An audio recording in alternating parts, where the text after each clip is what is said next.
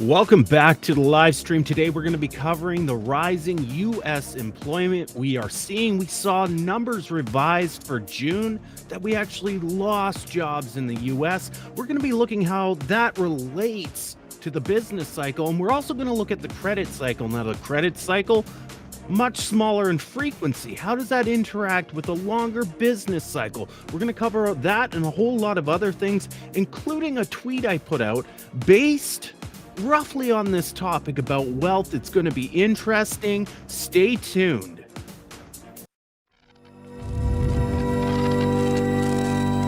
You are now relearning economics.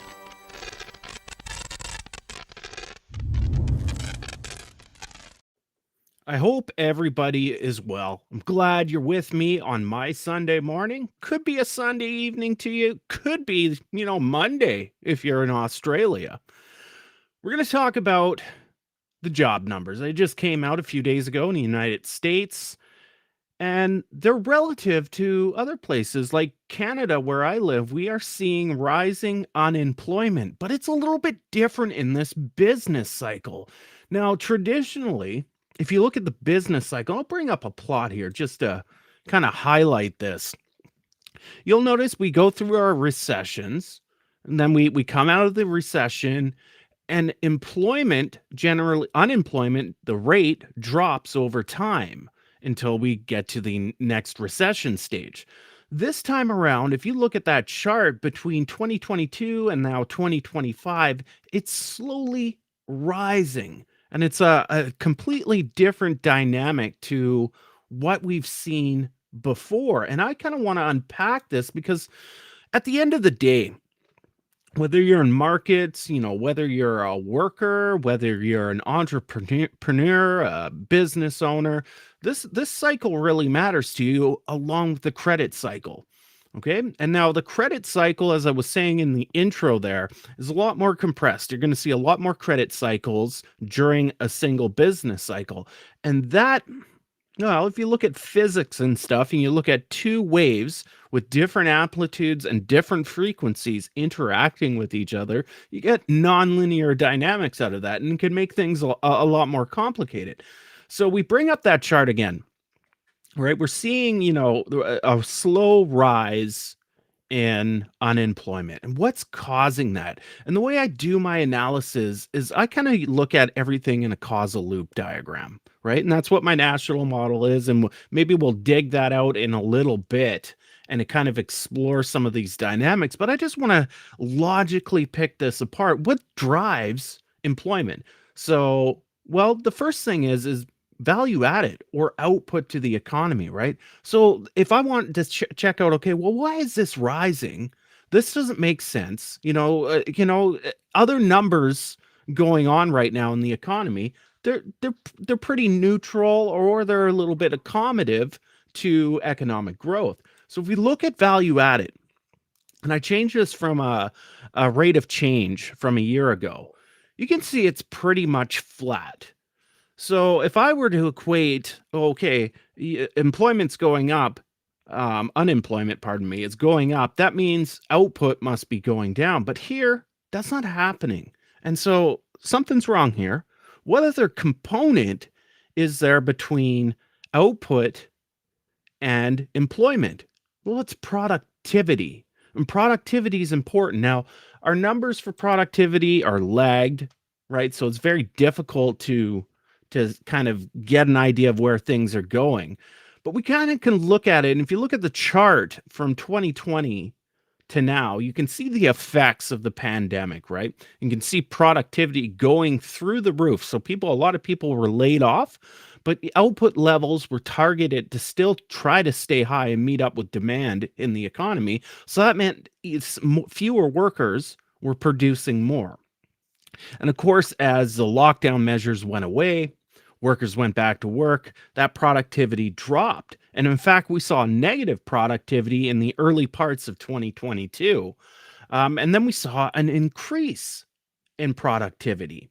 And that increase in productivity, I would explain, kind of held our employment level Probably roughly. Like if we go back to the employment, let's go back to it, and we go to after the pandemic, and you look right at 2022, it's been flat, though it's been rising, something we need to explain. But one of the reasons for that kind of flat behavior, I postulate, is on labor productivity. Right. So labor productivity went up through 2022 into 23 all the way to 24. And so what that meant is you needed less workers to produce as much. Had there not been that productivity boost there, we probably would have seen higher unemployment and the cycle would have gone up. Now you can see that labor productivity's kind of returned to a normal level between 1 and 2%. It might drift in that realm for a little while. So we've kind of tackled why we're seeing, steady output, but some rising unemployment. So we got to go back a little bit further and kind of explore what's next in this chain. If we go back from value added, right, and unemployment, we get to the capital stock, right? In order to create output, you've got to have some sort of stock of machinery, etc., etc. What do we see in this chart? Really, it's kind of flat and it's starting to decline. Now, this data goes up to the first quarter. I think that last point is actually the second quarter of 2025. You can see a decline. You can see a decline right from the start of 2024, so a year and a half now, where investment into new capital has been declining a bit. And the longer term implications of that is that we could see a slower growth in output or value added, which means it's going to put more pressures on driving up unemployment. But why is that happening? So one of the theories in my national model is that profits drive investment. But if we look at profits, we can see profits. Well, there you go. Profits. Now, if you just look at the raw data, profits are just going, they're shooting up. But if you change it to a rate of change, we're starting to see a decline since, early 2024 of profits as well. Right. So this is really starting to paint the picture of a business cycle. Now, when profits are low, generally that means there's been an increase in wages, right? And we're going to work to that because wages are like one of the biggest variable costs for firms, right?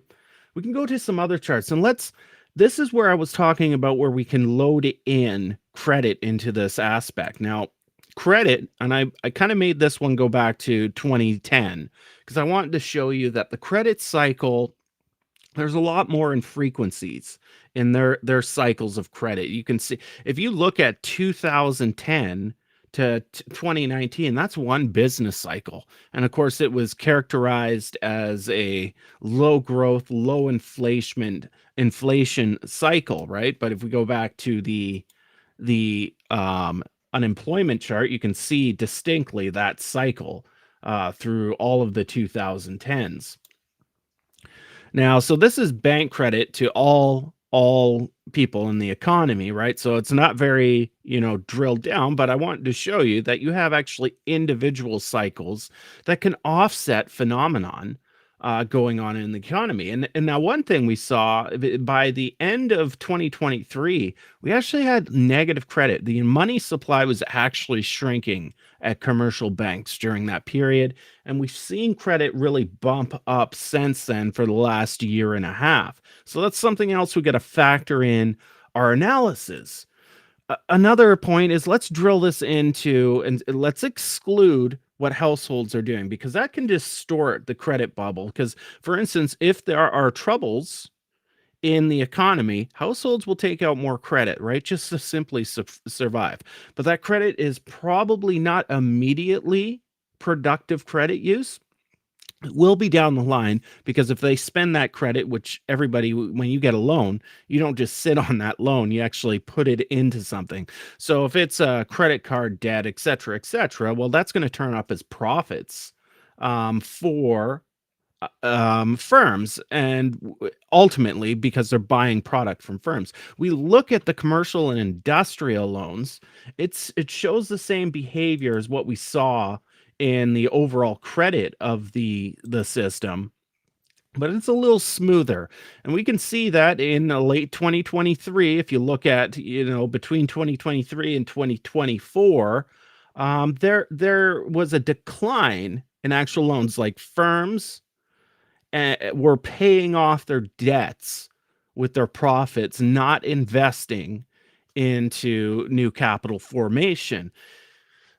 Credit has now been expanding, and so it looks like we're in our next credit cycle. That's not the next business cycle, that's the next credit cycle, right? And if we look at hourly earnings, this is the last chart, and then I'm going to say hello to the chat. You can see hourly earnings, and I've done this as a rate of change too, have been declining. And in economic theory, and at least any sound one, obviously, if you have less employment, so if the employment rate's going up, it's less pressure on driving up wages. And that's something that we're seeing. If we look at the first chart, you can see unemployment's rising from 2023 to 2025. You can see that correspond to slower wage growth from 2023 to 2025. That would explain keeping profits somewhat level, even though they're down. So remember, wages are one of the biggest costs for firms. If we go back to profits here, we could suspect if wages weren't rising right now, or they were rising, profits would be dropping faster. So we've kind of hit this weird anomaly, and I'll go back to this chart again, where we're seeing unemployment rise during the cycle, not fall, and then hit a sharp incline. We'll go back to 2000 and to 2002 or 2008, and you'll see a long decline and then a rapid acceleration through a recession. You see that both in 2001, 2008, and then of course 2020 is it's an exogenous shock because of the pandemic. So I discounted just the way it transitioned so quickly, because that was like based on public policy.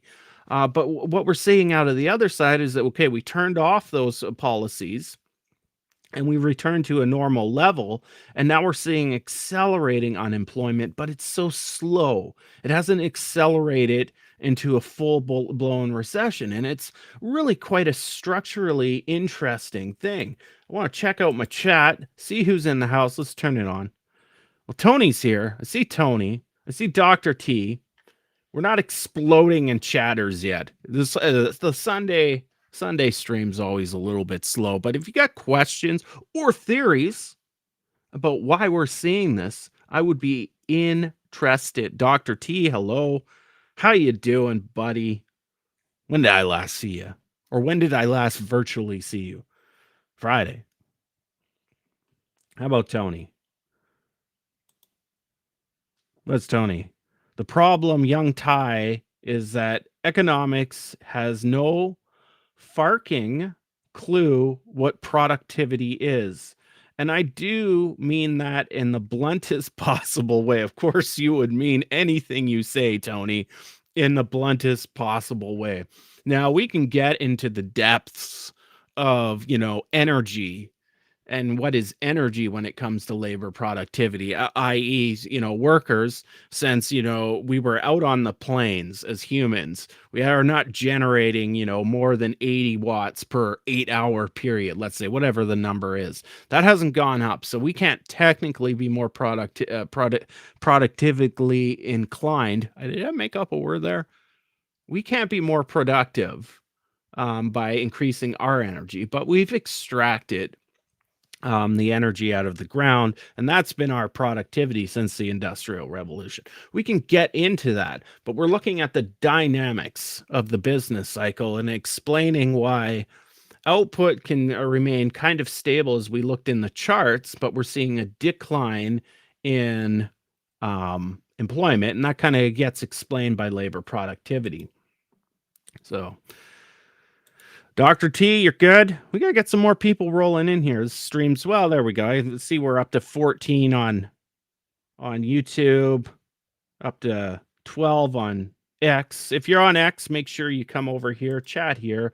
And also, if you are here, make sure you be doing this. Let's bring it up. Can I bring it up? Yeah. Hit that like button. That's always helping me. Subscribe, hit the notification bell so you know when the next stream is. And leave comments. Comments really help. What did Tony say here? Let's see. Go back to my other. Hey, we go. Alex. Okay, we got more people. Mr. Jenkinson's rolled in the house. Tony. Hi, Ty. Did you see the film Snatch? This is not blunt. This is proper blunt. I haven't seen the movie Snatch. It sounds like a porno, to be honest. So I haven't seen it. Let me know what that movie's about. If it's not, if it's, child friendly, I'll check it out, I guess. Anyways. Reagan Boychuk's in the house. How you doing, Reagan? Glad to see you here. We're talking about unemployment today, and I kind of just ran through, everything. And I guess I should kind of run through it again as more people roll in. So let's do that. Let's just kind of go through this theory again. What are we seeing right now? This business cycle is a little bit different than previous ones. So we're looking at unemployment in the United States right now, and this is very similar to Canada. If you look at this chart, very similar. The upper amplitude might be a little higher or lower, but it's essentially similar. And so in most business cycles, after a recession, you see a decline in unemployment. With the exogenous shock of COVID-19, which is kind of outside of the economic systems, powers that be kind of impose that shock onto us in 2020. Whether that was good or bad is another story. That's a story for COVID-19. What we're seeing now in this business cycle, instead of it did rapidly come back down, but that was turning off the lockdown policies. So it just returned to its normal level. We're starting to see a slow acceleration in unemployment. And when we start to see that, if we go back to, let's say, 2008, 2021, even as far back as 1991, that's usually the indication that the acceleration will continue even faster and we're heading into a recession. But it's been a long time, right? This has been going on now since 2022, 23, 24, 25, a very, very slow increase in unemployment. Now, that could be because more people are now getting back into the workforce, so they're looking for jobs. And of course, if they're being surveyed as looking for jobs and they don't have one, that's going to push the rate up. There's a number of nuances there.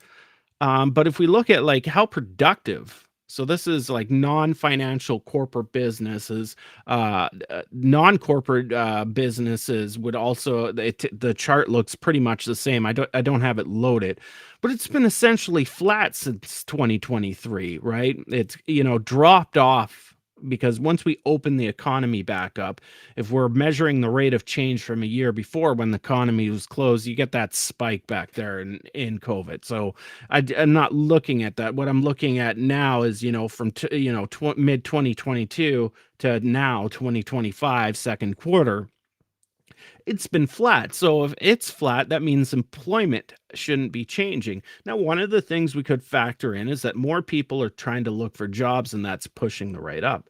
Another factor, of course, as we looked at before when I went through this the first time, is what are the effects of labor productivity? Well, for a while, productivity was going up, so we didn't need as many workers in the economy. So from late 2022 all the way up to the beginning of 2024, labor productivity went up. That means we demanded less employment from workers, so we could produce the same amount with less workers. And that's one of the indicators of why unemployment's been creeping up a bit. Now, it's slowed a bit, and it's going back into its normal range. If you look from 2012 all the way to 2019, it's bouncing between 0 and 2%, right? And we might be going back into that normal range.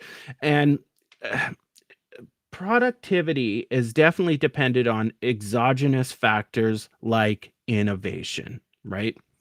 So if we have this new innovation that comes along, we could see a rapid growth in productivity.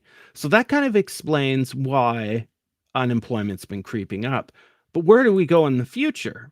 And so when I look at capital formation in the United States, and this is very applicable to the UK, Europe, and like Canada, for instance, Australia, and even China is a very market economy now, right? This overall causal cycle is applicable to any country you can think of. You look at, capital formation, it has started to decline since 2024, and that doesn't bode well for future output. So we're leaving employment out altogether. And we were kind of looking at this chart before, value added, and it's been flat. But what affects value added is your capital stock. And that's the wrong chart. This chart here, your capital stock is machinery, right? It's factories, right? All those things that, it is your capital stock, right? And from a capital stock, you can apply capital utilization rate function and a capital output rate ratio function, and you can derive new value added or output. And we're seeing outputs flat so far, but output will lag after changes in the capital stock, and we're seeing a slow decline in the capital stock. So going forward in the future, that doesn't bode well for lowering the unemployment rate, and it doesn't actually bode well for actual production. What drives capital formation or gross capital investment? It's generally profits. And if we look at profits, and I did this as a rate of change, it's a lot easier to see the dynamics when you do a rate of change and you see accelerations and things. It is declining right now, which is interesting. Not much. Not much. If you look at, peak at its peak mid 2023, it looks like it sits around 13%. It's down to about 8% growth in profits each year. It's not like it's gone per se, but it is declining, and that's interesting. And often things that are going to offset the cycle are things like credit. So if we look at the credit for commercial and industrial firms, it went negative at the end of 2023. So firms were taking those profits and they were paying off debt. And they were probably buying share buybacks. And I know, Reagan, you have some huge disputes with me on this, but that's part of the dynamics is firms will clean up their balance sheet. If they don't see a profitable venture in front of them to invest in capital stock, they will just pay off their debts. They will clean up their balance sheet. That's part of running a clean business, right? That's just what happens, right? And we go back to capital formation, you see that decline, right? It's not that they didn't have the profits. We go to profits, and if I can find profits, profits have been up there. They're up at a 10% average. That's fine. Like, that's enough to do things with. But they didn't see value or profits in putting it in capital stock, but they have been seeing in paying down debt, etc. Now it is rising again. Right. So notice how these credit bubbles are a lot higher in frequency than the actual business cycle. Right. They occur, every 2 to 3 years versus a business cycle nowadays can last, 8 years. Right. So you have these two kind of waves. And I mentioned this in the first time I went through this, two waves of different amplitudes and frequencies interacting with each other basically introduces chaos, right? It's nonlinear dynamic modeling right up in my wheelhouse. So that's something where I'm kind of watching what we're doing in this credit cycle. If credit accelerates more, for firms, not households, for firms, that's an indication that there will be some capital investing going on, and that'll be a good thing for the economy going forward.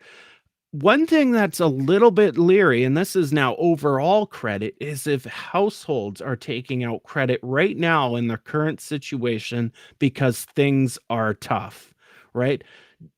All credit is productive because it eventually ends up as some form of profit. But there's a lag with household credit, right? They get it and then they spend it and then it becomes profits, and then firms to decide what to do with those profits, i.e., they could clean up their balance sheet or they could invest in capital, right? So it's a little riskier. And of course, you got to service that capital, right? So if you're servicing that capital and rates are higher, then those don't become profits of the productive firm sector. They become profits of the financial firm sector, which is problematic. In it to a degree, of course, those profits get paid out to workers, and eventually that might turn up as profit.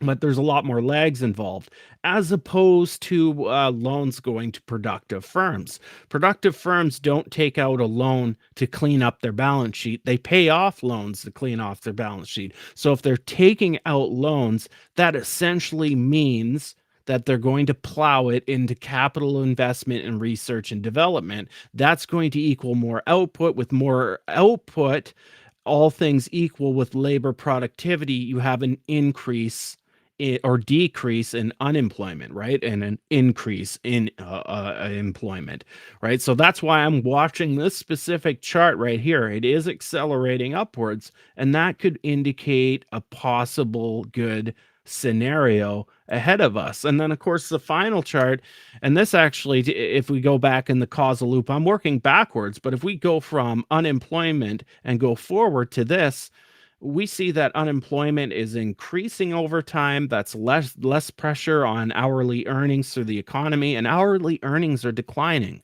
right?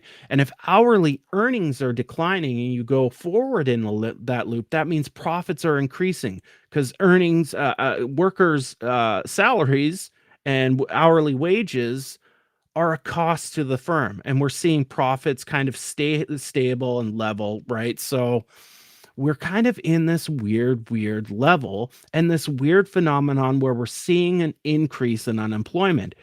When I map all this out, what it actually tells me, what I'm willing to bet, not money, and I don't want you to go out there and do something stupid based on what I'm going to say next, is that we are probably peaking out in unemployment and we'll start seeing a slow decline. So we're in a really stable business cycle, which is kind of shocking because COVID was so destabilizing. Now, this is all looking at things endogenously. If you factor in things like Donald Trump, you factor in things like Ukraine and Russia, you factor in, the meeting between China, Russia, and North Korea, and international instability that could provide exogenous shocks that we just can't account for. What I'm speaking of when I make a prediction, I don't like the word prediction, but a forecast, an educated forecast, is that we're in a kind of a smoothed out business cycle, and we won't accelerate into a recession here. So notice how that unemployment was going up, and in the other business cycles, when it started doing that, it starts accelerating faster and faster, and we're in a recession. But this has been different. We've had this slow growth in unemployment, over a 2.5 year period, whereas other accelerations in unemployment right before a recession happened 6 months, et cetera, et cetera. And some of that could have been like the demographic impact of COVID-19 and people leaving and then re-entering the workforce, et cetera, et cetera. It's just a different take, and it's interesting, right? Take a look at the chat. What's going on, folks? We got Douglas. I don't even know. So Douglas, we don't even know if this is the real. Douglas has three X accounts. So we don't know if this is a real Douglas. Just watch out for the real Douglas is at MMT Macro Trader. What is it, Doug? I can't even remember your handle. He's posted about it. There's a new one, a second one, and about 2 weeks ago I posted there was a first one. So there's 3 accounts out there. I don't think bots are going to say hello on my chat, so I'm going to assume it's Doug. Doug's got opinions. You watch his channel, just go to Applied MMT or MMT Macro Trader And check out his videos because he covers this a lot too. He covers the nuance of the credit cycle and the business cycle, in which I kind of explained there. That's kind of two separate cycles going on. The credit cycle is a lot higher in frequency versus the business cycle, right? And those two waves interacting with each other can cause some interesting dynamics. What else do we have here? Tony. The abundance crowd are trying to meet the mega madness head on with an opposite force. There's something going on there. I don't know where that's at. Can we trust the numbers coming out of U.S. authorities about labor? Yeah, we can. We can't trust the administration critiquing them and firing people. But I think we can still trust it. The numbers. These numbers have been trending upwards for a while, and there was just a revision in June. For the first time in 5 years, the U.S. shed jobs. Right? They revised it, right? And revisions are fine, right? We got to remember a lot of the economic data we use is based on surveys. Now, I wish we were in a world where we were looking at the point of sale machines because we all got cards or we tap our phone now, and it's like a wealth of instant data. But most of our economic data is surveys, right? So surveys provide inaccuracy, and we kind of refine it as we go along. But I trust the U.S. has still got the most robust data collection system on the planet for economics. So I do trust it. Am I worried that Trump will degrade that institution? So the BLS, so the Business of Labor and Statistics, where most of this data is grabbed from. Yeah, it's concerning. It's concerning not even if he's unelected. Say he doesn't run for a third term. That's another story too. It's concerning even if once he's out of power and maybe even the Congress flips to Democrats, so the damage will be done and it'll never quite be the same. And Democrats won't care how important it was, that economic data. And let's face it, U.S. is driving, economic data, economic activity around the globe still to this day. It's still the biggest economy, right? It's still, a third bigger than China, GDP wise. So it is alarming, but I don't think right now the data, like all of a sudden you hear all this stuff that it's faulty data or anything like that. It's survey data, right? And it's refined and revised over time, right? And that data usually checks out in the end with some fact checking. Who else do we got in the house? Call 151. Now you like the climate modeling. It's good to see here. You got a YouTube account? It's almost better to come and chat with the chatters on YouTube. Call 151. Call 1-800. My Twitter account. Good to see you here, though. Alex, we're already into questions here. Weren't those numbers so bad someone had to be fired? Trump wouldn't do that unless he was fully justified, right? I don't know if that's sarcasm, but Trump has done a lot of incredibly stupid things that weren't justified. One thing I'll give Trump is just he's not politically correct. So it's not to say that other U.S. presidents haven't done self-serving things. They're just politically correct about it. And we saw J.D. Vance's tweet yesterday. Somebody confronted him about war crimes because, killing people on boats off Korea. And, J.D. Vance said, I don't give a shit. Right. And so the whole administration's not politically correct. But we've always had, I've been looking at these numbers for years, and then I've looked at the back data for years. We've always had revisions, right? It's not getting any worse per se. From a sound data collection point, COVID-19 introduced a lot of shocks and a lot of disturbances on the way we collect data and what data was coming in, and it's required more revisions. But that's standard practice when you're doing surveys, right? You get initial numbers that come in, you refine those numbers, right? You fact checked it. But we're always trying to release this data as fast as we can to get an accurate picture of the economy. And the faster we do it, doesn't matter who you are or what you do in life, right? There's that trade-off between quality and quantity, right? But fortunately, we always do revisions, and that's what happened with the June numbers. We've actually shed jobs in the U.S., right? And that's not a diss against the BLS.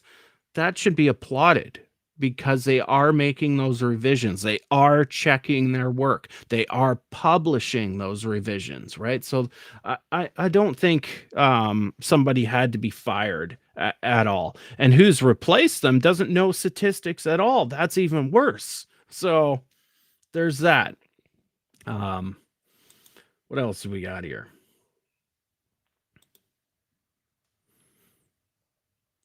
Adrian! UBI wave incoming. Be prepared. I bet this is how Musk comes back to the field.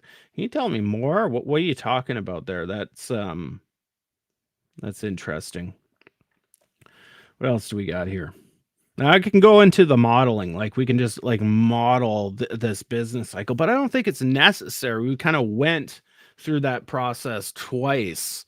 And maybe I need to go through it one more time to really illustrate this. And I want to make sure everybody that's watching kind of gets an idea of what I'm talking about. So let's go through it one more time because I think that's important. I'll take down Adrian's comments. So this is what we're looking at. Let's go through this. This is the important thing. Look at how unemployment declines in the business cycle, and then there's a sharp acceleration when we go into a recession. That's not occurring this time in this business cycle. We had the COVID-19 exogenous shock, and employment went through the roof because everybody had to stay home, right? And then we turned off the lockdown procedures, and everybody went back to work, and there's that sharp shoot up in our basically an enforced recession, and it came back down to its normal levels. And if you were to like magically erase the time of COVID-19 and you drew a line from right at 2019, the end of 2019, 2020 to around the beginning of 2022, you eliminate that whole recession, right? And you see a slow increase. And every other time you saw that in the economy going forward, that slow increase turns into a rapid acceleration. And you can see it 2008 when that happened, 2001 when that happened, right? And so we've seen this slow acceleration, and a lot of the bearish people out there on the economy said this is the next big recession. I never said that because I saw there was a lot of nuance to everything. But it's been a slow acceleration without a massive acceleration 6 months later yet. Now that's gone on for 3 years. And so that's the difference this time. And I find that fascinating. And we try to go through what's accounting for that. And we don't see, output dropping. So, if you want just to equate what we're making, if you need output, then you need employees to make that output. Well, it stayed flat. We kind of accounted for that based on labor productivity, right? So labor productivity went up through 2003 to 2023 to 2024, right? And that required less laborers. So unemployment went up while output stayed stable, right? And then we looked at, okay, well, where's output going to go generally in the future? And right now, investment in capital is rather stable. It is declining, right? And we wondered, well, why is it declining? Well, it's driven mostly by corporate profits and firm profits, non-corporate profits. And it's been rather stable. It is declining, so that kind of matches the decline in capital investment. And so then we kind of looked at the credit cycle, right, and how that could be influencing things. And one of the main pictures I was looking at is that, well, we have seen a decline in capital expenditure, or CapEx, if you want to call it that. We also saw that firms were paying off debt in late 2023, early 2024, not doing CapEx spending because they probably didn't see there was any profitable outlooks in that department, right? And then we've looked finally at wage growth, and obviously wage growth is going to be inverse of unemployment. So unemployment's going up, wage growth is going down. That is supporting profits, right? If wages are lower, that means there's just more profits left over for firms. So that's supported their profit levels, and they've been taking those profits and paying off debt, doing some share buybacks because they didn't see any prospects for capital expenditure. But it hasn't been like they haven't been spending on capital expenditure.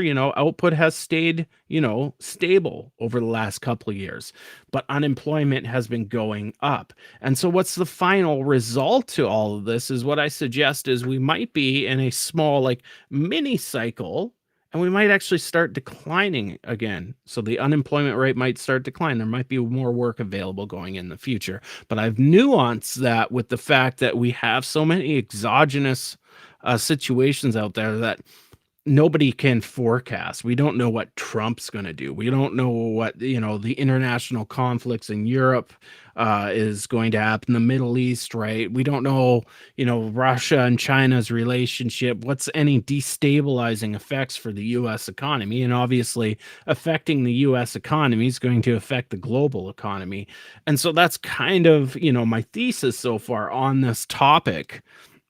And where we're going to go. So I would suggest that we're not going to see a recession.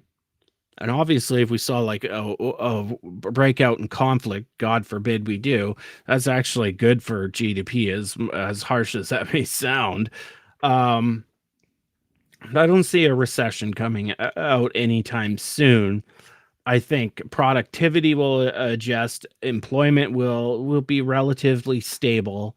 And people won't be taking out too much personal credit, household credit, which can be destabilizing if rates were to go up instead of down. Rates is another factor that I didn't bring into my analysis because I know it's a hot button topic, but essentially interest rates for firms are a cost, right? So if they're higher, it's like wages are higher. If their cost of interest is up, their profits go down. Capital investment goes down, output goes down, employment goes down, right? And then as employment goes down, people in the household sector, you and me, we might boost our credit card use, right? So you'll see a credit spike, right? As people try to survive, but that's problematic too, because that has to be paid off somewhere down the line, right? So that's problematic. Another thing I didn't look at was government spending. We are seeing some withdrawals with these, imposed taxes on importers in the United States and in a lot of countries, tariffs, right?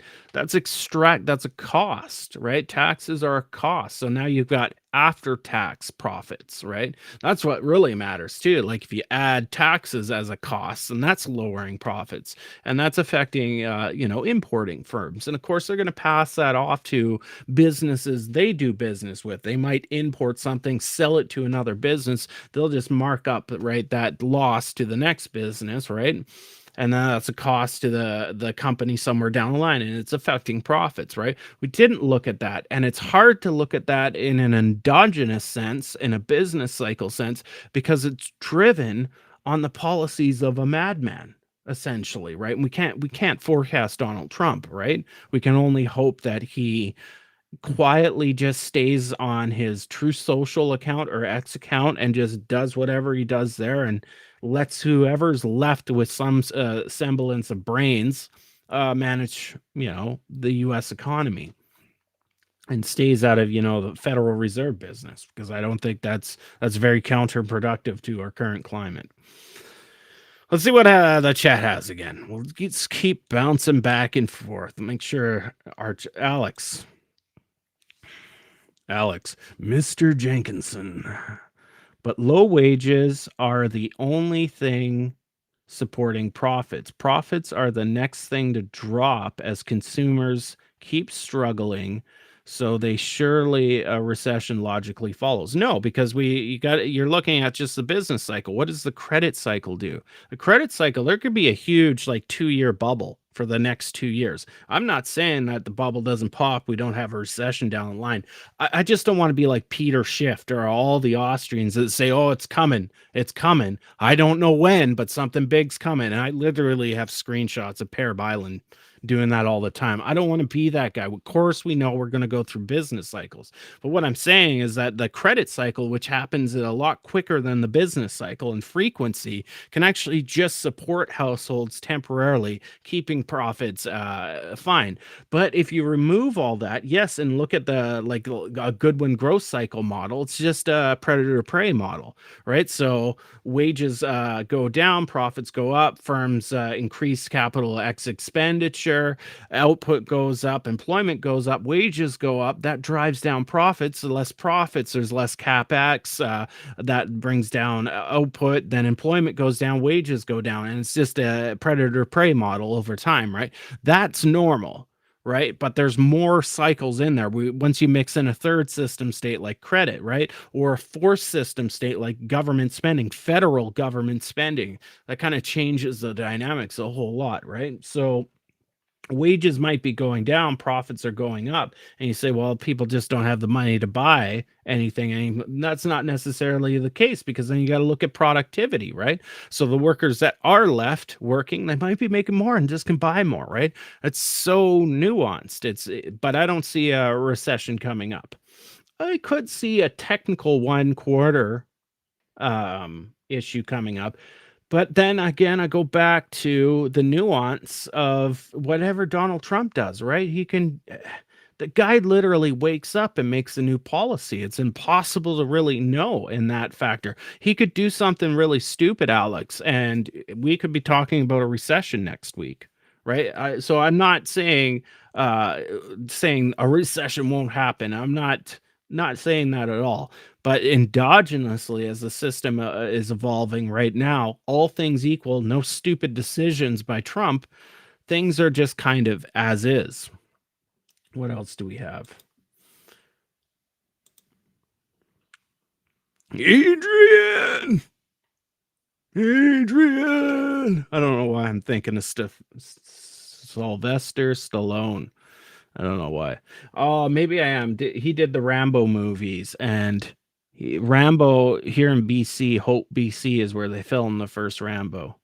I know Adrian isn't Rambo. That's another. Is that Cliffhanger? I don't know. For upcoming midterms, I bet such a policy will be passed and deployed. You also have to look at political angles on this. What political angles, though? All right. Oh, here we go. I see your comment up above. My theory are these ticks through slow will continue. Musk and friends have been drumming up support for UBI as the tax breaks only start to emerge for 1 to 10%. Others will be feeling the heat. Interesting. I'll get back to that.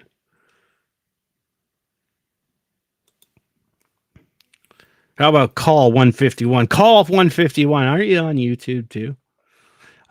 This is from X, formerly known as Twitter. I like how you brought in how two cycles are interacting, very much like climate cycles. Yeah, well, any system is going to exhibit that behavior. Economists, conventional economists, hate hearing this because they think I'm equating it to waves on the ocean. But from a physical, it doesn't matter what system. If you have two different waves of two different amplitudes and frequencies, and you mix them together, you get these non-linear dynamics that come out, which are fascinating, right? I'm sure Tony Wilson loves that sort of stuff, right? It's fascinating in itself, and it is the process of emergent behavior in a complex system, right? So it is important to look at that the credit cycle is a smaller cycle within the business cycle. And of course, we got other theories in economics like the Kondratiev cycle, which is the long economic waves, and there's a couple theories on that. But we won't get into it on this episode. But one thing I want to look at, and I'll bring it up here, is I put out a tweet. Got to bring this up. Stand by. Standing by. Bookmarks. Here it is. And share screen. I got to take you down. Call 151. Call 1-800-151. Get your free packages now. Share screen. Okay. So I put this money by Perry Merlin. And he says, am I sharing? Can I make this a little bit bigger for everybody? And we'll just take down the chat for now. So the quote says, a lot of you people that follow me on X know I put out these quotes many a day. And so this one was from Perry. Money is nothing more than a form of debt, which is to say a commitment to pay money at some time in the future. The whole system is therefore fundamentally circular and self-referential. There is nothing underneath, as it were, holding it up. And this is a little bit about wealth and, and employment. But the theories, and why I wanted to bring this up is the theories, even if I point out the business cycle theory that I just pointed out, economics has no established fundamental constants, right? There's no speed of light in economics. Everybody and their dog is an expert on what he said. So let's go through them. Let's make fun of some people. Let's agree with some people. So Max D. Wolf says, well, no, underneath lays a complicated system of goods and services, which acts as a flexible placemaker for, without that, money would vanish. Well, that's true. But that's like saying, that's kind of like the space analogy. If there's nothing, there's no mass, there's no space, right? So it's not very insightful. But what he was getting at is that the real economy is the only thing that matters. It does matter, but so does the nominal economy, because that's how we measure everything. So I put a comment.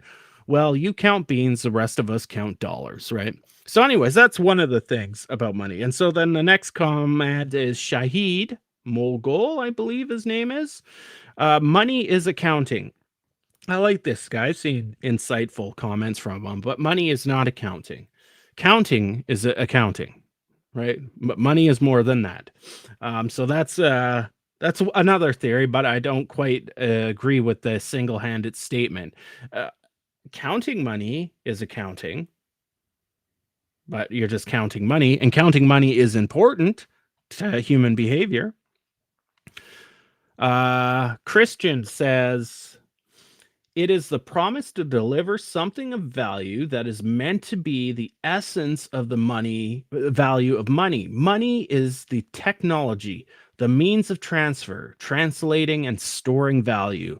In this system, debt has been corrupted, and the meaning of money has been detached from the wealth of humanity. Now, this is a normative, so you deal with positive economics, normative economics. This is a very philosophical take. And so there's half-truths mixed in with it, and then personal beliefs mixed in with it. And it's a valid opinion. I'm not going to sit here and attack it. This is something I would say too, in a part of a more broader conversation. But this goes on. Everybody has their theory. So Alan's I think an MMTer.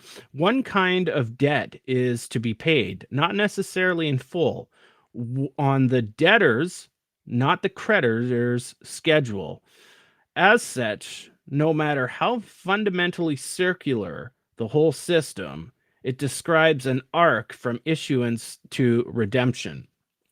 So what Alan's saying here, and I'll disagree with them, is that the systems are A to B, they're open loops. And unfortunately, the reality is once you redeem that issuance of credit, that actually starts the next part of the loop of issuing new credit. So it is circular in that sense. So I'll agree with Perry on that front. And Perry, I'm agnostic to his whole. Most of the quotes I put out, I don't go home or lay on the couch and cry about these quotes. I'm just putting them out there to be thought experiments. Pet Rock says, What does he mean by money? And that's a fair assessment. So obviously, Pet Rock, I think, is a bit on the MMT side of things. Maybe I might be wrong. Pet Rock, if you watch this, I am sorry if I'm classifying you in the wrong area.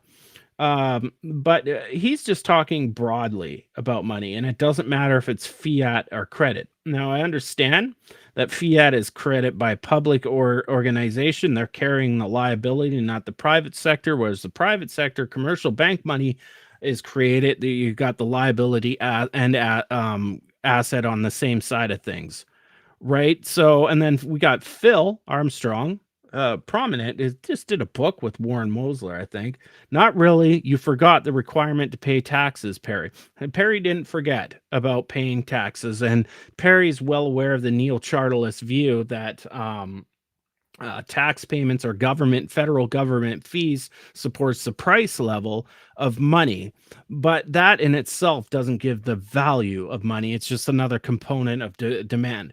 But obviously Perry doesn't forget this. This is what happens on social media, as we talk to each other in the most terrible ways, right? But if we had these conversations one-on-one, if somebody went and talked to Perry, and right, and Perry said something, then he would nuance the context of that, and then you would nuance what you're trying to say, and we wouldn't have these blanket statements. Next, definitely an MMT or Sam. Perry Merlin didn't know about law, labor, physics, and resources. Of course, he's being sarcastic, but you got to remember, this was like a 280 character tweet, right? Not all of Merlin's life work, but this is the nature of social media. Max Murray, money is backed by products and services produced in the economy, blah, blah, blah. This is the same thing about we aren't counting the beans we're producing. We're counting the money and value added it creates. And right, we see dollar signs and we shape our behavior under that, right? Or over that. It's not to say that real products don't matter. Like one person was saying, without those real products, you don't have money. Well, and that's the same thing as saying if you don't have mass, you don't have space. That's just goes without saying. Henning says the probability densities underneath. Nothing quantifiable underneath that, though. I'd have to get I never really respond to a lot of these because I'd be just responding all day to the posts I put out. But maybe I would to that one because I'd like to know what he's saying. This is slightly nonsensical. Okay, Hector. According to real incomes, objectives, economies, I guess that's a theory. The fundamental role of money is not as a medium of exchange, store of value of unit account, but rather it is a determinant of real incomes and purchasing power of disposable income. I made fun of this the other day. Nobody is going to the grocery store thinking about their real income. They're thinking about their nominal income. Nobody's thinking about their future consumption pass. It goes to diss on DSG models based on the real rate of interest, right? So next, shan't. Okay, shan't. But not a depreciating unit. At least not without full disclosure. That makes it a scam. Transfer of wealth from the unaware to the informed. That's a normative type statement. I don't have much to say there. Life isn't good. We live in a capitalist system. It could be better, but I would go into the financial sector, going off and making too much of the national income. Bruce says, if 100% of people were aware of this, 100% of the time, the system would collapse. Ooh, that's deep. That's deep. There were some replies there. I don't know. I'm not going to go into the sub replies. I'd be here all day. And first, robo-economist, Church of the Point, and then it's Climate Babes. So this is an energy type guy. Bull S, BS. It's based on the availability of fossil energy. I think you're missing the point here. We were around before the Industrial Revolution, so that's you're jumping on an influence of productivity, and we covered that earlier. Lewis, this guy's such a troll. I hate this guy. I'm not gonna. Lewis, you're watching this. Stop commenting, man. I don't have the energy to use the block or mute button, but just stop commenting, man. The shit you say is dumb. Nope, money is not debt. It pays no interest. Oh, gee, I can't even read that. That's so stupid. Eric Z. It slows depreciation, mimics how stored energy slowly degrades due to entropy, seems to be appropriate. Use it or let someone else use it or lose it. Interesting. It's a contract, not a commodity. Boom. Booyah. This is why I always fight Austrian economics on, right? What they call money and what a lot of other people call money are very different things. Julian, it's all just bad metaphors at the end of the day. Okay, I'm going with that. Peter, fiat money is the issuing government's obligation to reduce tax owed to it by the holder of money. This is if you pay £1 to the government, you owe one less in tax, and it's the obligation to pay tax. I don't know why people get really, really hung up on their like economic theory silos. Go back to what Perry said, right? Money is nothing more than a form of debt, which is to say the commitment to pay money at some point in the future. The whole system is therefore fundamentally circular and self-referential. There is nothing underneath, as it were, holding it up. And then everybody applies their theories. It's kind of funny. Red says, Bordeaux, to the government, who is the monopoly issuer of money, they buy whatever they need to issue their money in payment. They also demand people pay some back in the form of taxes. This is the neo-chartalist stuff. Nothing to do with Murray's Post. Same as the universe. I like that one. Trust holds it up. I like this. Just make your comment and move on. Thank you. I like those ones. Money is a means to cancel out debt. I like that one. How about this? Money is the thing that cancels debt.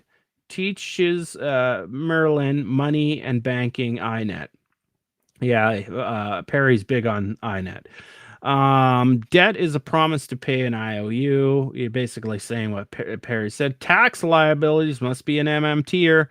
Plain English translation. We have a fiat currency in our economy fueled by credit. Interesting. Cesse. Interesting. Yazir. The absolute biggest myth in economics and finance is one person's debts is another person's assets, blah, blah, blah. Thank you, though. Thank you. That's a good comment. I shouldn't go blah, blah, blah. Bank deposits literally disappear when loans are settled. The real hoax, commercial banks, central bank agents can issue debt endlessly, creating debt plus tax slavery. Possum says it's something holding it up, the same as other contracts. Basically, Perry said that. And here's economics in one lesson. It's amazing how many different theories of money are in the replies. I agree. Reneto says, once money is a means, you get the point here. And it goes on. AK, you're in here. And it goes on. You guys get this. We'll just stop sharing. You guys get the point on that. It's just endless, right? So what I'm trying to say is even when I put out a theory, everybody's going to fucking disagree with it. Right? But I wanted to shout out all the people that end up hearting my posts or hating them through comments. Shout out to you guys.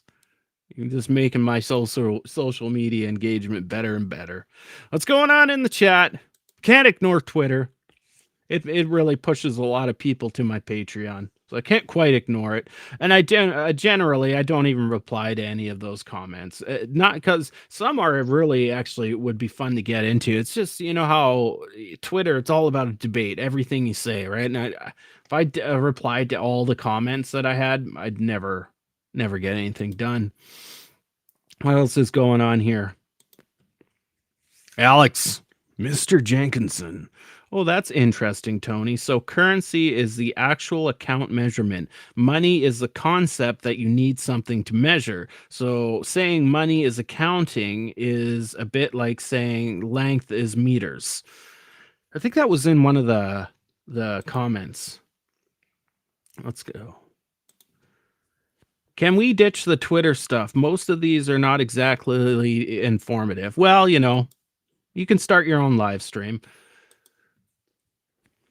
Mosler has been the clearest and simplest explainer of things. His papers are easily read.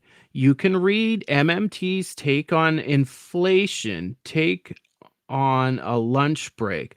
I don't agree with Mosler's take on inflation and the price level, or MMT's or the neo-chartalist. More kind of in the post-Keynesian Koleskian realm there. So just if you're interested in that, Adrian, the post-Keynesian nuance, and they can almost be compatible, right? I would say like Mosler's view is a component of the price level, but it doesn't represent the price level. I don't believe like that the policy rate inflation will tend to the policy rate over time. I don't believe in any of that.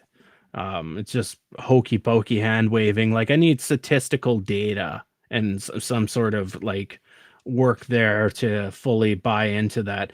Don't get me wrong. I love the stock flow consistency, MMT stuff. Government creates money before it taxes, all that. Don't get me wrong, right? I'm a thinker for myself. That's all.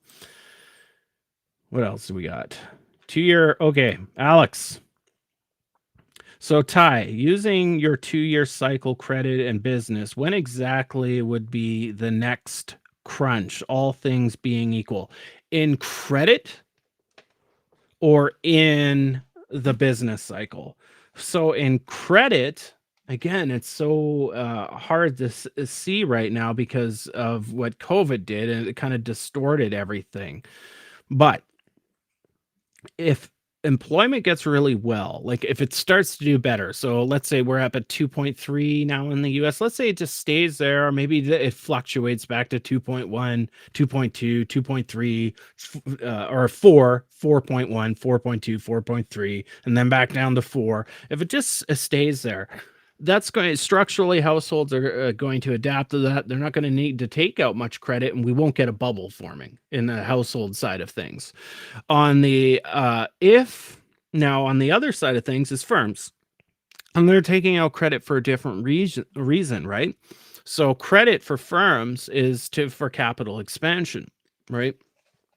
So if there's a new maybe AI makes the next jump, or some other technology comes out, that could accelerate credit. And that's not necessarily a bad thing. But yeah, you've got to service that credit as a firm. But if you're making output, adding value and selling that value, right, you can afford to service that debt. And eventually you'll extinguish it in some sort of cycle in the future where you don't have any prospective prospects for capital investment. So like if we look at that chart, let's look at the overall credit chart. You would think, with what I just said there and my own logic, and I'm just working through the logic and I haven't pulled out my national model yet, that we are at the peak of this credit cycle. Now I know like Douglas, my partner from Modern Macro Technologies, would say that we could see a big rise and a big bubble in the credit bubble, and we could with household, if the economy gets a little bit worse and credit in households ticks up higher, we could see that go up. But all the indications was we might be at the top of this credit cycle, right? Now I'm talking about the credit cycle. So we might start reverting back down. That's one possibility. As that relates to the business cycle, and we can just relate it to unemployment, I don't see a recession So I don't see unemployment shooting way up. Like I don't see it accelerating right now. It's almost like a linear tract upwards, right? And all the other indicators in the economy, capital investment, capex, has dropped, but not a huge degree. So if we go to that capital formation, it's not like a drop in 2020. That's going to cause a recession. It's just been slowly going down, and that's but while profits have been going up, are staying flat, which means firms are just paying off their debts, cleaning up their balance sheet. I just don't see any indications right now that would indicate like a big crash coming up. And so it might be business as usual. So if I don't have the GDP, I should have downloaded GDP. Real GDP. Real GDP has just kind of been flat, like unemployment, slight rise here in unemployment. I guess we could look at real output. This is kind of pseudo GDP. I kind of see this for the next 2 years, this kind of flat economy where unemployment's around 4%, GDP growth, quarter on quarter, 1.5% maybe. So I don't see anything changing in the near future. It's almost like business as usual. What's unusual is that unemployment's ticked up slowly as opposed to all the other business cycles. Like when we look at that chart, right? There's a different dynamic going on. And of course, we've postulated that we could be seeing demographics from COVID-19, right? Changing that dynamics, the shock, the on and off shock of turning off the economy and literally causing a recession exogenously versus an endogenous recession caused by the system itself.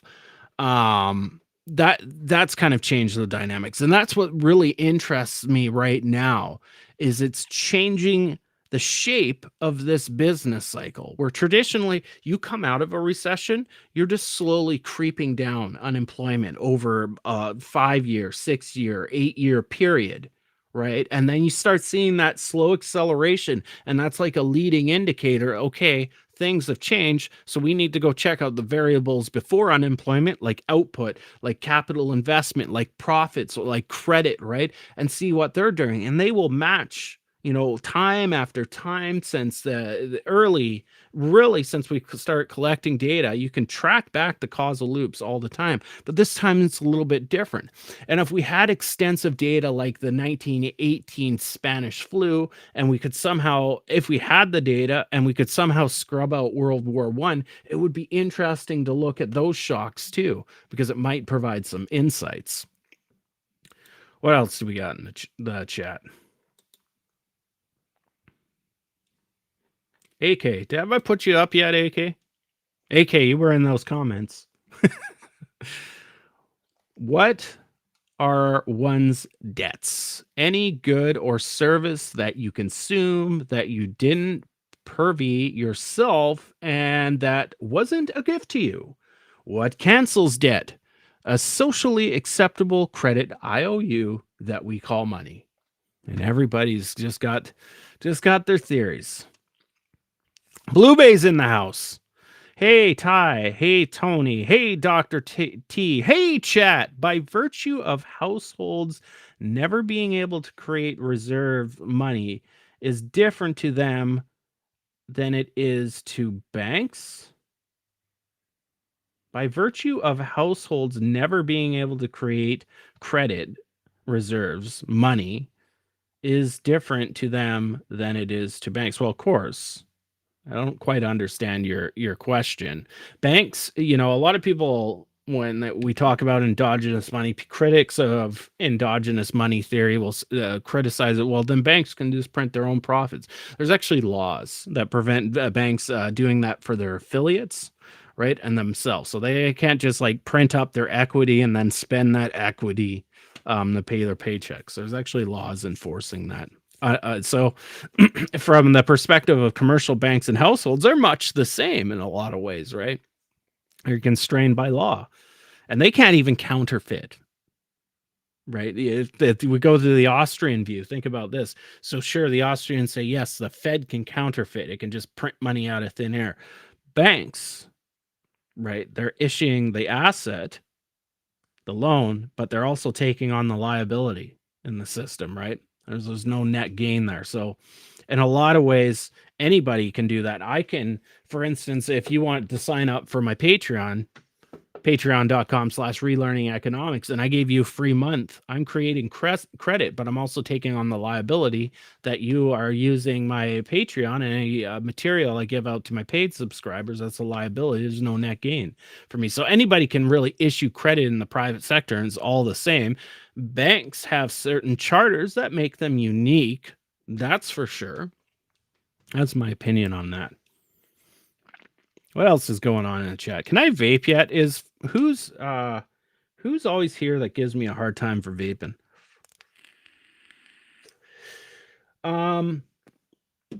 What's his name? I forget his name. It gives me a hard time. It makes me self-conscious, like I can't vape anymore. Anyways, he's not here. Joe Polito. Joe Polito. Where are you, Joe? Saw you on Friday. Okay, here we go. MMT stuff. Ty, have to go, but still disagree with you on inflation. In addition to government being the single biggest entities to buy and pay stuff and outsource is, yeah, no, and that's fine. Outsource, and it goes on. Collateral. Mosler argues they don't understand their powers in spending. Well, here they don't understand how much power they have to determine what can pledge for a credit line. No doubt that the government can go in, and this as a post-Keynesian, they have enormous power, and they can sequester the real resources of a private sector economy that it holds under it, no problem. But setting the price level is super abstract. And there's so many other dynamics, international dynamics, climate dynamics, commercial bank credit dynamics, right?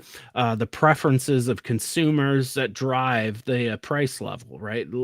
Well beyond what the government goes in and buys and say, well, that sets the price level. It won't go any lower, right? Contracts are crazy. You have future contracts, right? So it's just dynamically, it's a nice theory to talk about, but it's not the whole story. It's just part of demand for, the price level of whatever specific good or service we're talking about. But we can debate this more the next time you're back. I'm glad you were here. If you got to go, it's good seeing you. I think you're on Twitter too? I can't remember.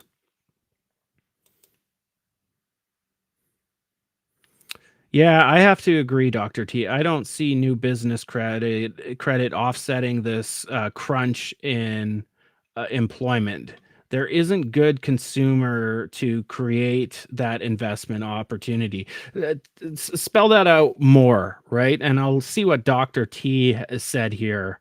I'll try to go back to where he starts commenting on it. Government money versus bank created credit. That explains that challenge.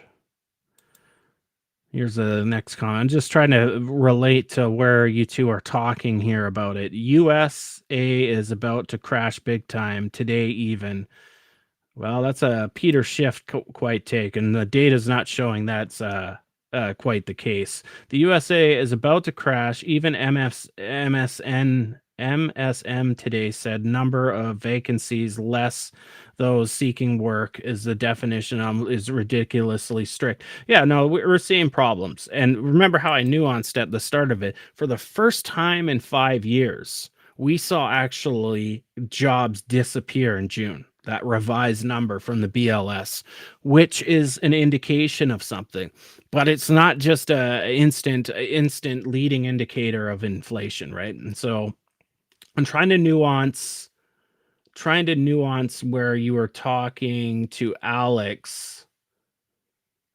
Scroll up. Okay, I'm scrolling up past your Twitter comment, like past that. Like, I don't know what part, but I'll go back to Alex. Yeah, I agree with Dr. T. I don't see new business credit offsetting the crunch in employment. It's not about offsetting the crunch. Business credit is generally issued for companies that see a profitable opportunity, but their current cash flow isn't sufficient enough for the new capital investment. They take out credit. Taking out that credit, investing in something new, capital stock then increases output, which if you increase output and productivity stays equal, you increase employment.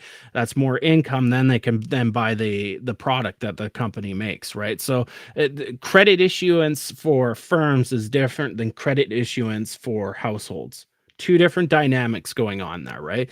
And I could bring up the national model. So credit issuance for households, short-term bridge credit, so your credit card, in times like this, you'll see that go up, and we're seeing that in the data. Long-term credit for like capital investment, so a home, which is subjective. Does that create productive value? If you own your own home, are you more productive in the economy versus renting? But there's a different dynamic too, and that's based on interest rates. Well, firm credit, it's not based on interest rates. Does get based on for short-term loan, bridge loans, so covering payroll. There's the same aspect as the household thing that I was saying, but its primary driver is its lack of profit. And these are individual firms, lack of profits while having a profitable endeavor to invest in that will generate profits. Will take out credit, right? And if the bank agrees that there's that opportunity, right?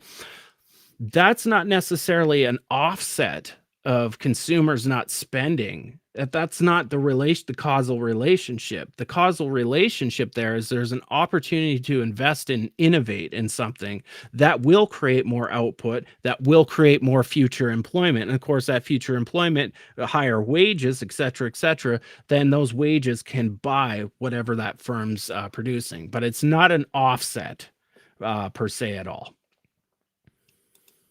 Blue Bay. Thanks, Ty. Who is to stop banks using convoluted accounting routes to pay off their expenses, employers, contractors, whoever, in a roundabout way? If banks can create money. So I posted this on Twitter, and I'll get in trouble for Dr. T bringing it up, but I have it listed on my Twitter. There are constraints. There are 3 laws in the United States, and these laws exist in variation in all countries.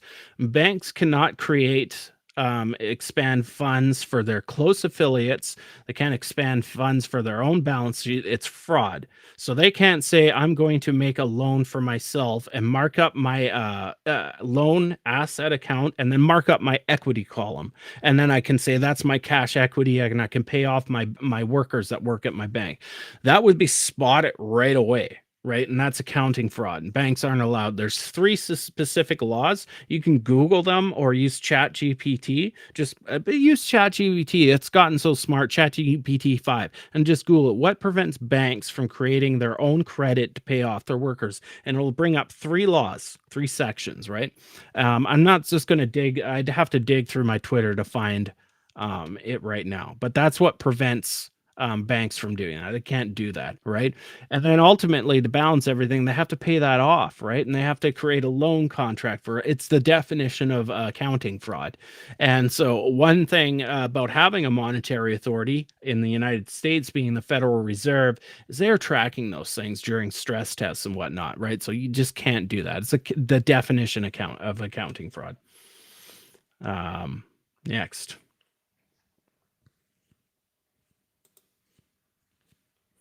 I suspect I don't even know enough even to tell if my questions make sense. No, it makes your last question was perfectly valid.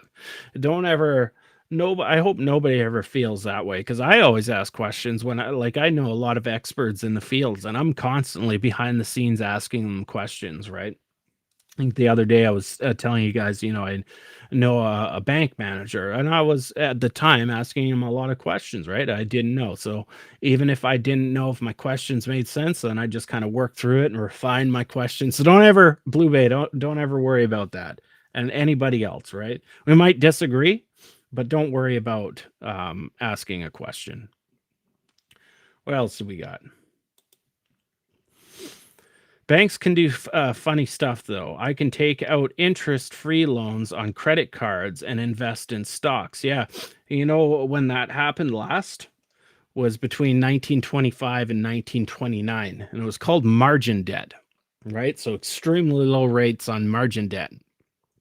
And of course, we had the greatest crash in history. That's another story. We'll cover that. I don't want to go down that road. You'll get me down another rabbit hole, Alex. But yeah, you can take out, but you think about how credit cards operate. So it's like a four-party system. You have the credit card companies, right?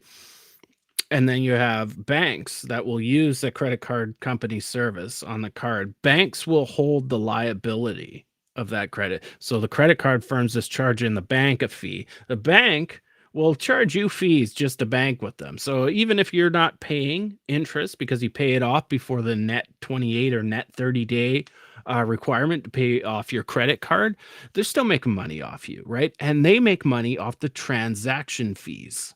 Right. So when you tap your credit card, there's usually that the merchant has to pay. Right. So there's always fees being paid. So it's just, yeah, banks do funny things. Right. But I don't think it's like banks become irresponsible because they hold a social responsibility to us normies. Okay. But they are driven like any company out there. One thing. What's that one thing, guys? So one thing a company is driven by. There's only one thing. If it's not satisfied, that company doesn't exist. Or the goal to get to that satisfaction.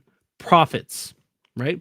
So at the end of the day, banks are driven by profits and profits alone. And so thankfully we have like monetary authorities that try to stress test these organized because they hold a social responsibility to us, right? And so that's very important.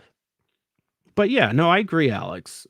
Banks collectively, if not reined in, they can be detrimental. And we saw that in 2008, the great financial crisis, right? And mortgages given out to people that couldn't afford mortgages, right? And expanding credit and creating a credit bubble, which we were talking about earlier, that could be really, really detrimental. Margin debts, I believe I read about Dr. Steve Keynes write about it in Economics, the New Manifesto. Yeah. Yeah, it's one of his. So, with his theory, and he's modeled it out, you can find them even in his blogs and stuff. So, his postulate, which I stand by, in the 1920s, I nuanced it a little more in the early 20s with the Model T revolution, but we'll go like mid 20s. Coolidge comes in. He's the president and he creates surplus. So he's taking net financial assets out of the private sector. Well, at the same time, commercial banks at the time, you didn't really have like brokers we have today where you can go to an online broker and start buying and selling stocks or buying and selling. So you go to your bank and they would give you like a margin debt account. Right. And now you could leverage, you could, borrow money to buy stocks, pump up those stocks, right? And then, pay the debt off with the capital appreciation of those stocks. And of course, that blew up in everybody's faces. Irving Fisher is an example of that. Irving Fisher, formerly neoclassical before the 1929 crash, to pretty much hard and post Keynesian after the crash, which is, if you ever get a chance to read his story, it's quite phenomenal. Irving Fisher, check him out. But yeah, no, you're correct, Blue Bay, and that goes back to a lot of Steve's work, right? So the house prices, for instance, the supply and demand dynamics are there, but what drives the constant change in house prices is credit.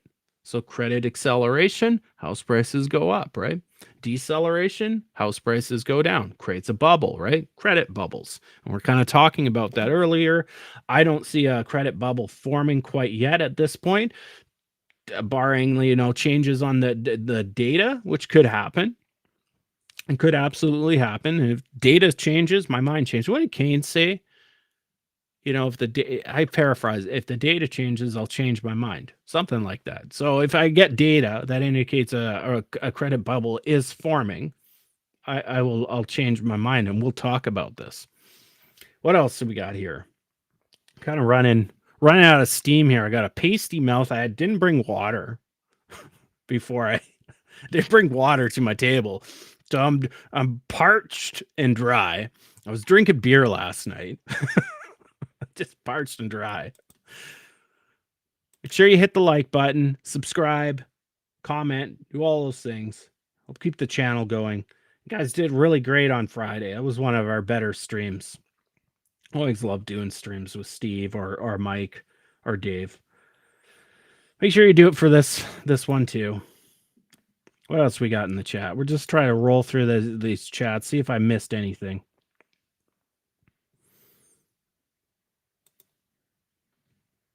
Tony's using capital letters. Sorry, Milton Friedman made that 100% clear. No corporation has any social responsibility.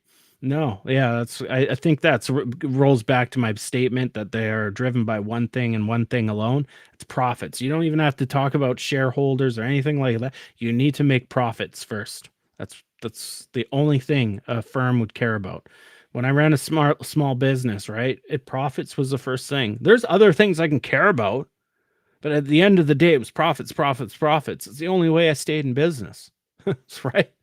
And that's capitalism, right? If you want to be an entrepreneur and you have a really innovative idea and you want to get it to market, it's got to be profitable, right? And so at the end of the day, your decisions are based on profits, not social responsibility. And that's what I was nuancing with the bank comment, right? And so thankfully we do have monetary authorities out there, i.e. the Federal Reserve Bank of Canada, that try to constrain banks to have a more social perspective. But of course, even monetary authorities are limited to blunt tools like interest rates, and stable employment over time. And that's why we need fiscal policy, right? But good old Milton Friedman. If there was a day that didn't happen in one of my live streams where that name didn't come up, it would be a real good day. Thanks, Tony.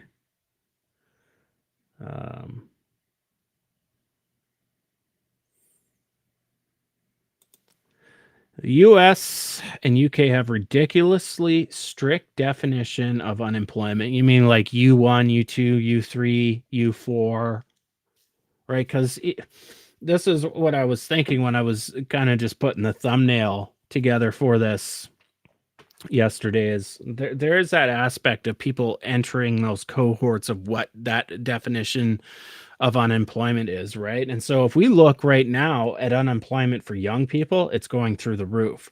And that was one other thing I looked at, is that it could be a leading indicator of issues up ahead, right?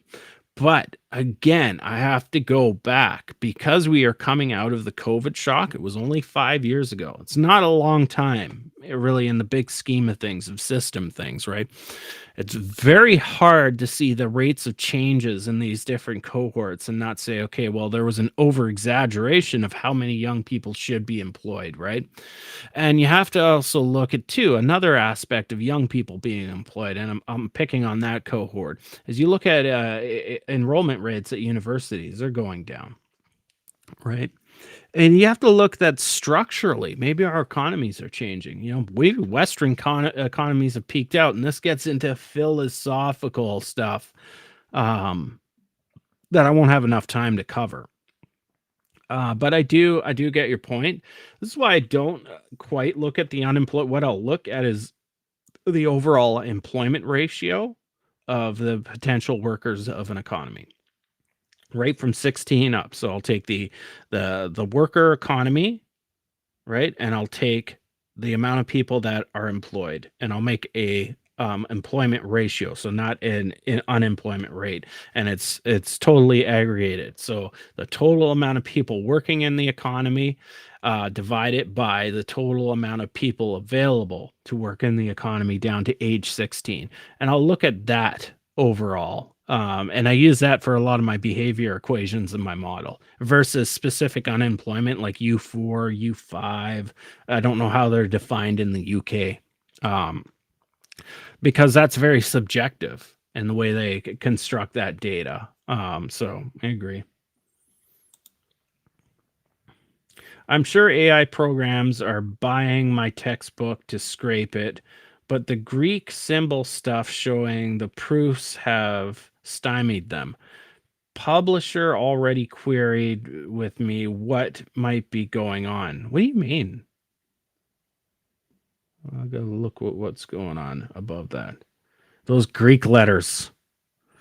It's actually, so I'm doing a workshop series for my Patreon so people learn how to do system dynamics. And of course, one of the novel things with Ravel is you can do your latex and write actual Greek symbols. And I was actually poking fun while I was recording one of the segments. The obsession by economists to use Greek letters so they feel like physicists. In my role, so we have a couple of established, like the capital output ratio in economics. The traditional Greek letter is nu, which looks like the letter V. But my rule in system dynamics and using Ravel, because you can use Greek letters, is your parameter and constants, you should select a Greek letter for it. A stock variable, so something that accumulates, should be a capitalized letter, and it could have a subscript too. And then a flow variable, something that flows into a stock or flows out of a stock, should be lowercase letters. So there's best practices on how you document your equations and pick the way it is, but I know economists love to employ Greek letters just so they look like physicists. I don't know if Tony has anything to say about that. Frank, you missed all the good parts, Frank. Sorry I had a birthday party. I'll be sure to watch later. Have a great show. Well, thanks, Frank. Thanks for dropping in, dropping out. Make sure you leave a comment underneath the show. That always helps. Make a joke or something. I'll make a joke too. Anyways, I've kind of gone through my thesis. You know, my opinion is we're not headed to a big recession right now. We're just at really low. You got to think about all of the 2010s, right? Very low growth environment. Very slow to bring down employment. We'll bring that up one more time, right? And look at that time in history, right? It's a 10-year period. Right, during 2010, after the great financial crisis to the pandemic, right? That was characterized by periods of just normal, unemployment. Yeah, like unemployment dropped slowly over that time. And, it would have been interesting to see what happened if the pandemic happened. It didn't happen. What would the next recession have looked like? That would have been interesting. But we're probably have many, 4 or so years ahead of us, barring any exogenous influences of just kind of this business cycle. What's interesting is, why is employment slowly rising over time? I suspect it's going to level off around 4% to 4.5%. And it's business as usual endogenously for the next 4 or 5 years. Right? I don't see a crisis happening endogenously. Now, what Trump does with tariffs, if he imposes any international outside of the norm issues, that could change, right? So if you restrict international trade, you're going to restrict domestic output, right? If that happens, all bets are off. But what I'm saying is we're probably at the early part of a business cycle that's going to go on for a while, but we started it at fairly low employment, right? And it got distorted because of COVID-19. Bring it back up one more time, right? This huge spike in 2020, we could have had, maybe that was around 2020 or 2021, would have endogenously been a normal recession anyways, right? But with COVID, what happened with this recession, it was artificial. It pumped unemployment way up, and then it came way back down once everybody could go back to work. That's far different than all the dynamics before it. And we might not know exactly what's going to happen to say we got an exact forecast of what should happen. But all indications are we're just simply in the next business cycle. And you can see the business cycles here. They run anywhere from 5, if you go back further, it's anywhere from 5 to 10 years, like a normal business cycle. And of course, you have credit cycles in between. Those credit cycles make the news. Everybody gets amped up about the next bubble or the next crash or the next recession. That doesn't happen. You got to remember, people have been calling for recessions since post-COVID now every 6 months, right? The pundits have been out there and they're wrong, right? So I just endogenously don't see that on the horizon. I'll close that off, right? But depending on what some people do, some prominent people, that could change, right? And that's kind of my thesis. That's what I had to say today. Any last questions in the chat? Tony, what are you saying? He's not using capital letters. Alex, what will the U.S. invest in? The same thing they always fall back on: bullets. Good point. They'll start a war and stimulate the hell out of themselves. And that's true. Like, so one thing, I was talking about this earlier, firms make profits, and you say, well, then firms should turn around and invest in their productive capacity, create more output, and employ more people. Sometimes there's not an innovative product out there to invest in. It's run its course, right? Maybe AI's run its course. And so what they'll do at that point is they'll clean up their balance sheet, right? It could be paying off debts, which could be bonds. It could be commercial bank loans. They could clean up their balance sheet on equity owners, get rid of some equity owners, lower their dividend payments in aggregate, right? They could do all that sort of stuff. But I'll tell you, we've seen the U.S. really boost aggregate demand by launching wars, because that means you've got to invest in things, retool your capital equipment, go into the private sector, get these private sector firms. And a lot of people think, well, the government's just going to force them to make bullets. These companies, if they're steel makers, they don't care. If they can get more production out of their machine, right, and make more profits, they're fine. The government's doing that, sure, great, right? They're in it. So I agree with Tony on that aspect. Alex responding to Tony. I should narrate. Wait, I got to do this with music. Hold on. See what the music sounds like.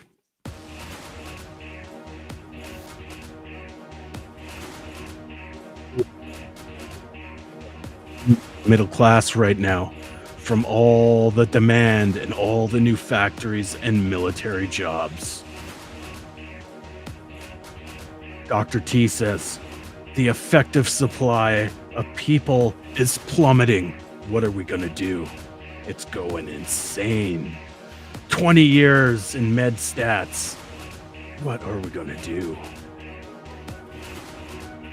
Yeah, I got to stop this. I gotta turn this shit off. There we go. Oh, I love this new. Now I can actually, I can go to Storyblocks and get some new intro music. That's what I should do, like some new intro music that's always the same. And that way, like, I'll be licensed. I pay for that stuff, so I should be licensed to do it. Anyways, that's about the end of the chat. Glad you guys could come. I'll be back Tuesday to do a reaction video. Back Friday, Steve will be with us on Friday. We'll talk about his book, and we're going to talk about tax policy. So, right, all the different forms of taxation. So you have income taxes, you have wealth taxes, right? You have, all property taxes, consumption taxes. And we're going to look at the different tax structures out there, which ones are effective and what they actually do, right? We're going to take a look at all of that. But until then, I'll see you on Tuesday. Bye-bye.